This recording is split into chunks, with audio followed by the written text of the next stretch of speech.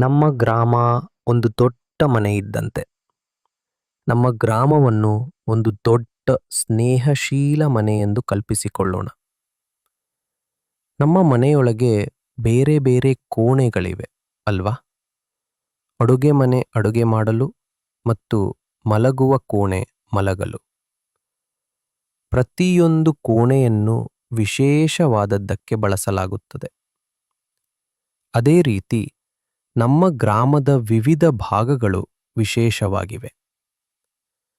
ಭೂಮಿಯ ಆಕಾರವು ನಾವು ಅಲ್ಲಿ ಏನು ಮಾಡಬಹುದು ಎಂಬುದನ್ನು ನಿರ್ಧರಿಸಲು ನಮಗೆ ಸಹಾಯ ಮಾಡುತ್ತದೆ. ಭೂಮಿ, ನೀರು ಮತ್ತು ಹವಾಗುಣ. ನಮ್ಮ ಗ್ರಾಮದ ಕೆಲವು ಸ್ಥಳಗಳಲ್ಲಿ ದೊಡ್ಡ ಬೆಟ್ಟಗಳಿರಬಹುದು.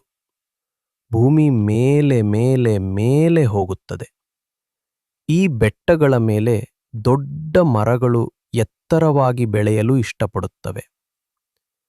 ಕಡಿದಾದ ಬೆಟ್ಟದ ಮೇಲೆ ಆಹಾರವನ್ನು ಬೆಳೆಯುವುದು ಕಷ್ಟ, ಅಲ್ಲವೇ? ಈಗ ನಮ್ಮ ಗ್ರಾಮದ ಮೂಲಕ ಒಂದು ನದಿ ಹರಿಯುತ್ತಿದ್ದರೆ ನದಿಯ ಸಮೀಪವಿರುವ ಭೂಮಿ ರುಚಿಕರವಾದ ಆಹಾರವನ್ನು ಬೆಳೆಯಲು ತುಂಬಾ ಒಳ್ಳೆಯದು. ರೈತರು ನದಿಯ ನೀರನ್ನು ಬಳಸಿ ನಮಗೆ ತಿನ್ನಲು ಅಕ್ಕಿ, ಕಬ್ಬು ಮತ್ತು ತರಕಾರಿಗಳಂತಹ ಬೆಳೆಗಳನ್ನು ಬೆಳೆಯಬಹುದು. ಹವಾಗುಣವೂ ಮುಖ್ಯ. ಅಂದರೆ ಅದು ಸಾಮಾನ್ಯವಾಗಿ ಎಷ್ಟು ಬಿಸಿಯಾಗಿರುತ್ತದೆ ಅಥವಾ ತಂಪಾಗಿರುತ್ತದೆ. ತುಂಬಾ ಬಿಸಿಯಾಗಿದ್ದರೆ ನಾವು ಮಾವಿನ ಹಣ್ಣುಗಳನ್ನು ಬೆಳೆಯಬಹುದು.